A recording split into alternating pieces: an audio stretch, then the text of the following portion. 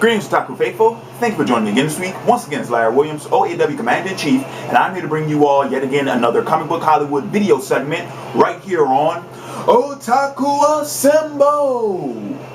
Weekly, as always, I'm here to bring you the latest in this week's Comic Book Hollywood video segment.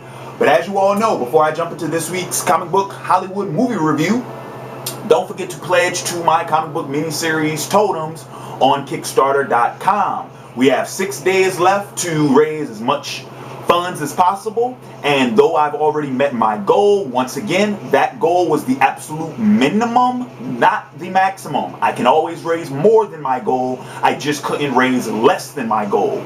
So we have 6 days left to get the pledges as high as they can possibly get. So for those of you all who have yet to pledge, please feel free to do so. Link is annotated above.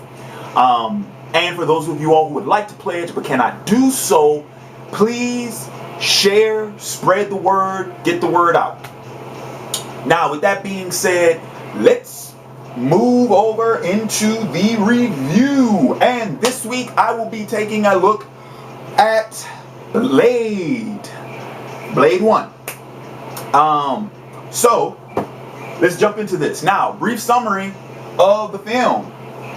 Blade is a 1998 American vampire superhero action film starring Wesley Snipes, Kris Kristofferson, and Stephen Dorff, yes, as Deacon Frost, loosely based on the Marvel Comics character Blade. Snipes plays Blade, a human-vampire hybrid who protects humans from vampires. The film was directed by Stephen Norrington and written by David S. Goyer. Despite mixed reviews, Blade grossed $70 million at the U.S. box office and $131.2 million worldwide. It was followed by 2 sequels, Blade 2 and Blade Trinity. So that was a very bleak summary of the film. I'll just go ahead and try to elaborate on the plot a little bit more. So, as I mentioned, Blade is pretty much a human, a half human, half vampire, half breed who in fact has dedicated his life to protecting humans from vampires. The story is this: Blade's mother was bitten by a vampire while she was pregnant with him, and when he was born, she died of childbirth, and Blade inherited, vampire traits and whatnot. A term that is actually coined by the films and not by the original source material is that Blade is a Daywalker, which pretty much means, he's a half-breed. He has all of the vampire strengths, none of their weaknesses. And of course, the term Daywalker comes from the fact that Blade can actually walk out in daylight. And so the conflict of the film comes into play when Dr. Karen Jensen, she is bitten by a vampire when after the opening fight scene with Blade, one of the vampires, is burned up and whatnot and is sent to the ER. And this is when Dr. Karen Jensen comes into play. After she's bitten by a vampire, of course, Blade shows up at the hospital to finish off the job. And seeing much of his mother in the doctor and feeling sympathetic towards her, he decides to take her back to his headquarters and to try and treat her. Now, miraculously, they are actually able to use Blade's serum that he uses in order to keep his vampiric nature at bay in order to cure the doctor. And by experimenting with the serum, she is actually able to create a cure. She cures herself of it and whatnot. And so normally that would have been the end of her story. But how she comes back into play is that she is actually curious and she is intrigued by Blade and what his current mission is. Blade is currently tracking Deacon Frost. Deacon Frost is the vampire who bit and killed his mother, and he is also the vampire who is pretty much the main antagonistic force, not only with Blade but also within his own community, within the own vampire hierarchy. Deacon Frost is a Deacon Frost is one of the few vampires, you know, higher ups who is not a pureblood. He was not born a vampire, and that immediately creates a distance between him and his superiors. But what Deacon is planning on doing, Deacon has a plan to awaken La Magra, the blood god, and in a way he is going to use himself to become the vessel of the blood god, you know, assuming him into his being, accepting all of his power, all of his strength, all of his speed and whatnot. And by doing so, he is slowly but surely planning a total domination, you know,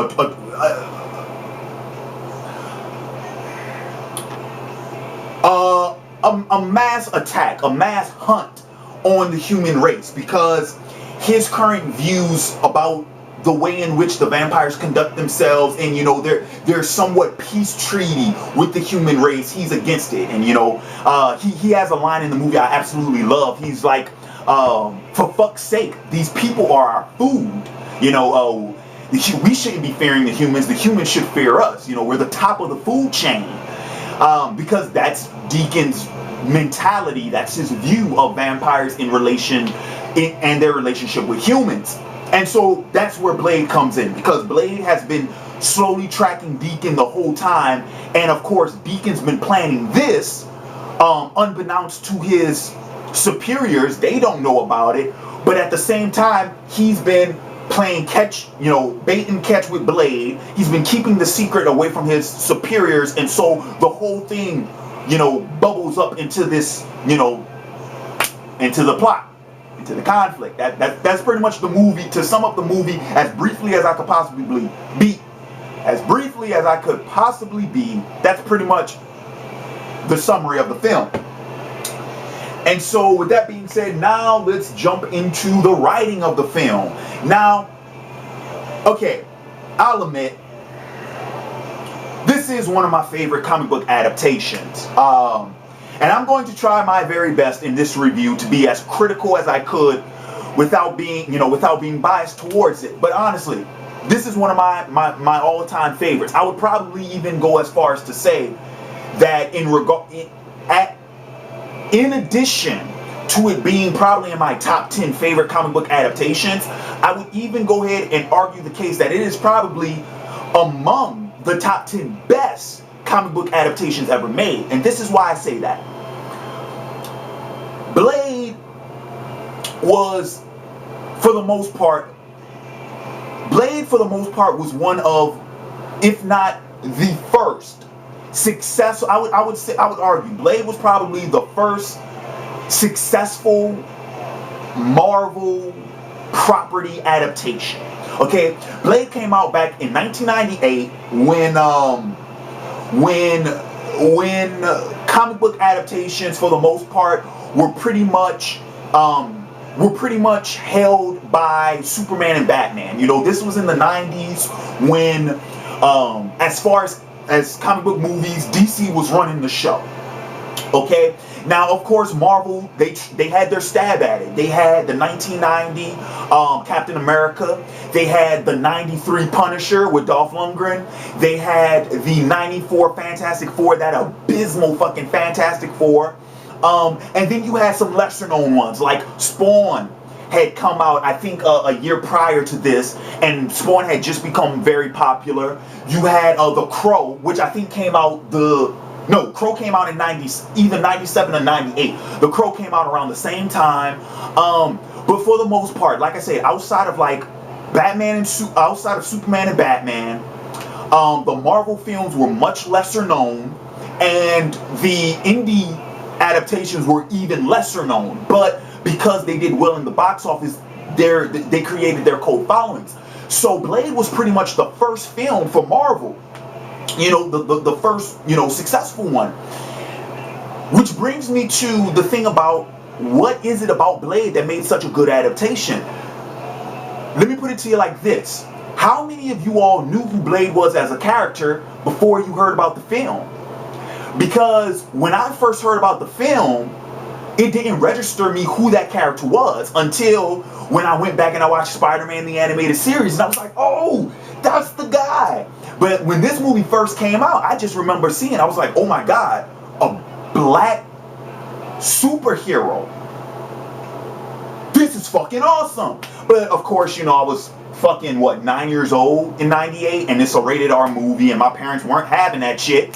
When parents are doing their job, Lil Larry couldn't see no rated R movie at 9 years old. I'm just throw that out there. Yeah. So I mean, I was 12 years old before I saw Blade.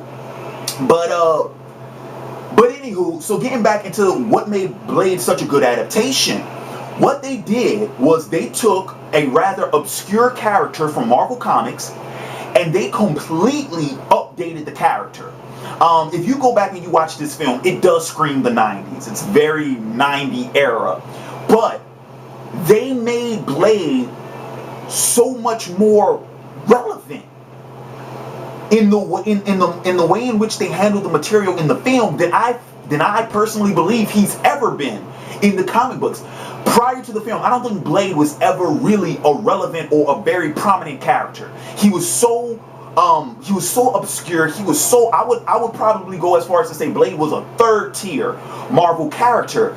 The film, what they did was they took him, they updated him, they made him so much more cooler than he was in the comics, and they made his story more sympathetic. They made his story a bit more down to earth, even though it has a supernatural spin to it. It's a bit more down to earth.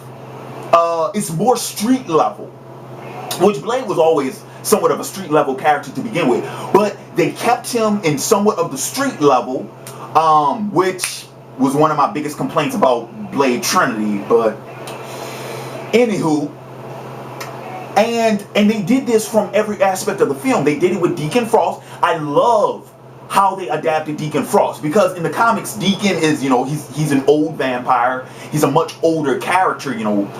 He's much more distinguished and whatnot.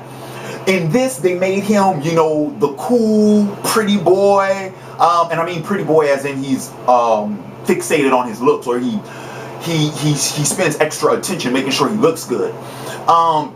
You see what I'm saying? With the attitude, you know, he had the whole sex appeal going, which the ladies ate that shit up.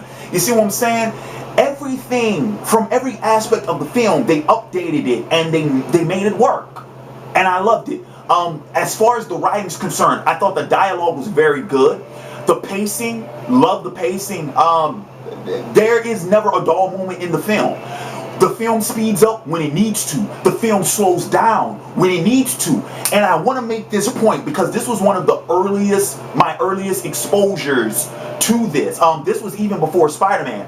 You all will remember, I forget which review it was, but I made the comment that the one thing I really love about a film, any film, but especially superhero films, is when you have a moment where the hero and the villain converse.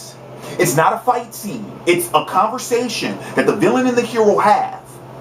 And it pretty much foreshadows to the climax. And it sets the atmosphere. It sets the tension. It builds it up. It's the game of minds. You see what I'm saying? The battle of the wits. And one of my favorite examples of this is, of course, in Spider-Man, the rooftop scene when Spider-Man's talking to Green Goblin. But this exposed me to that before I even saw Spider-Man. The scene when Blade and Deacon are talking in the daylight, when Deacon is wearing makeup so that, you know, he's not affected by the sun, and that's when Blade has the line, I love, he's like, your mascara's running, and Deacon touches his face and rubs the makeup off his finger. I'm trying to think, what was another good fucking line I loved from that one?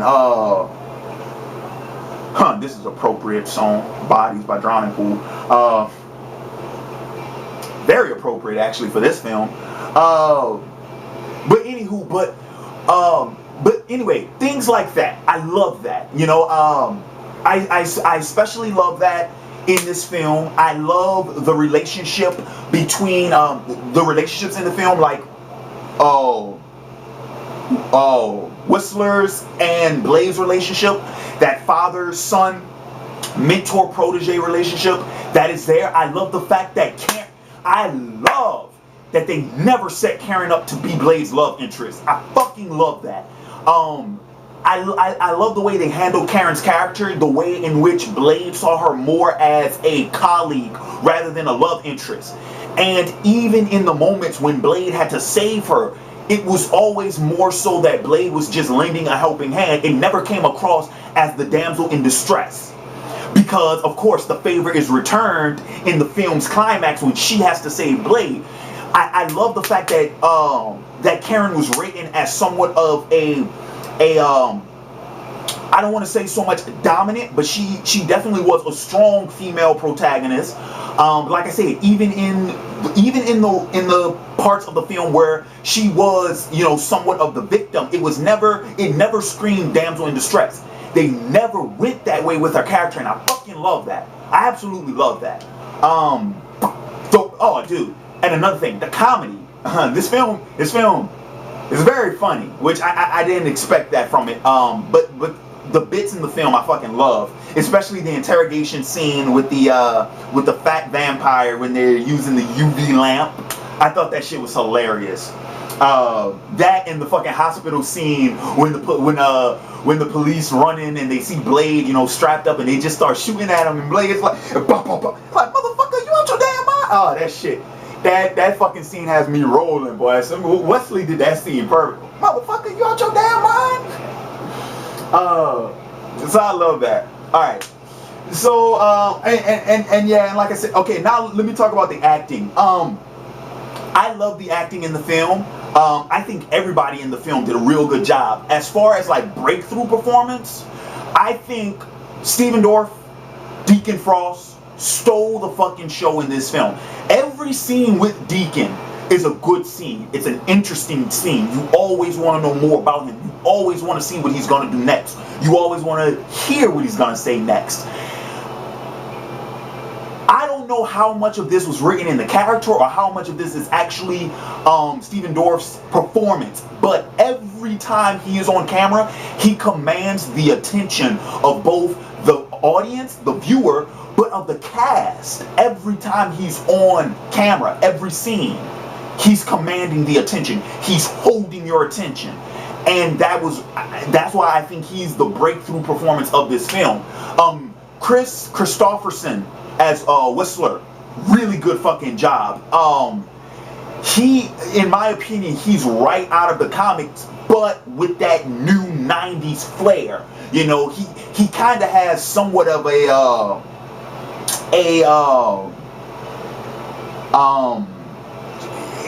it's you know, and this could be because I'm just drawing a parallel to him, Kris Kristofferson's past films, but you know, he kind of has, you know, it's almost as if he keeps his demeanor about him, like his personality is in Whistler. You can tell by the way he delivers the line. You can tell by his mannerisms as he's playing the character. You can tell that there's a lot of his own personality he's placing on that character. It shows, and I appreciate that. All right, go off. I'm sorry, my alarm's being a jackass. Okay, cinematography. The cinematography in this film I thought was really good. The nights, even the night scenes are very well lit, are very well shot. One of my favorite scenes in the film is the opening sequence in the nightclub. Even though it's a dark with the flashing lights and whatnot, and you know, the techno club music and whatnot, all of that I think is very well done.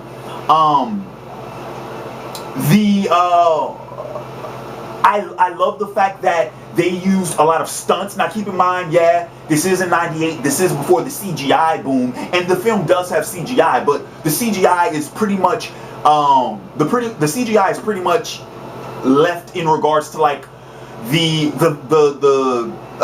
vampires, you know, like all the supernatural shit, and you know, of course, when they explode and shit like that, the CGI is pretty much, you know, at that. But the explosions, the action scenes, the gunfights, And the choreography, all of that's done, you know, manually, and I love that. And of course, this film has one of my favorite fight scenes in all of cinema.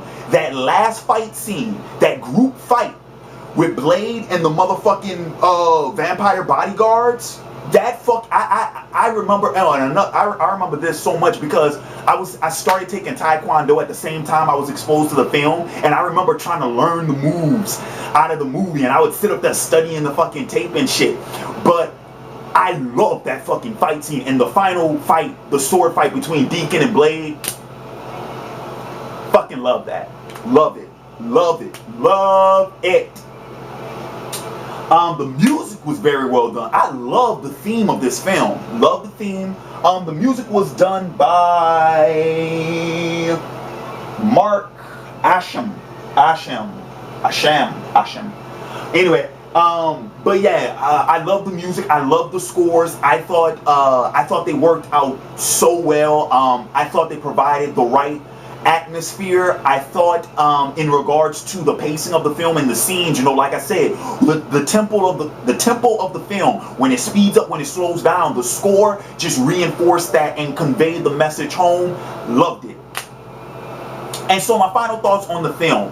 All in all, for any of you all who haven't seen this film, you are missing out. This, like I said, this is probably, while being in my top 10 favorite comic book adaptations, I would argue that it is one of the top 10 best comic book adaptations for all the reasons I mentioned before, because it took an obscure character from comic books, it made him into a relevant, prominent character cinematically.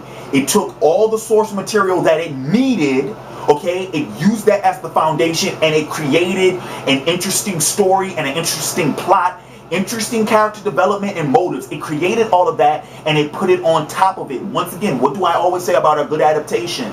It does not follow the source material to the letter, nor does it completely fucking ignore it. It finds that middle ground, and this film did it fucking stupendously. It meshed it all so fucking well. Which, for the record though, this is the only one out of the trilogy I can say that for, because as the trilogy goes on, they kind of forego more and more of the source material. Hell, I think by the time we get to Blade 2, there is no source material. I think Blade 1 is the only one that does have source material in it.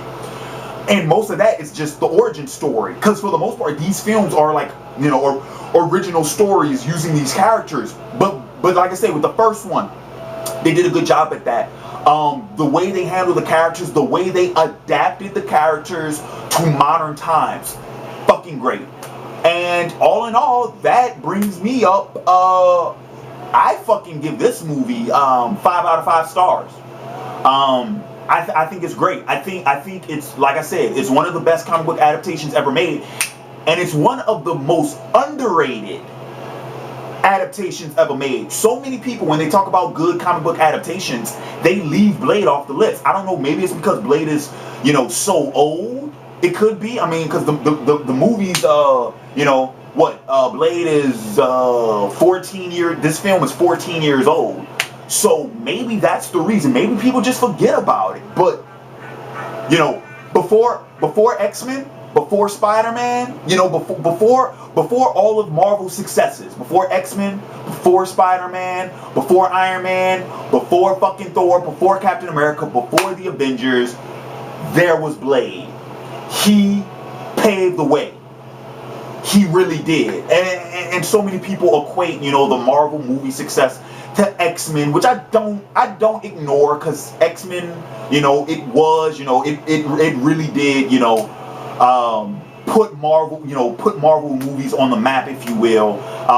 X-Men was the one that kind of opened the door for the rest of the Marvel properties, but Blade did it 2 years before X-Men did, and I feel like it just gets overlooked.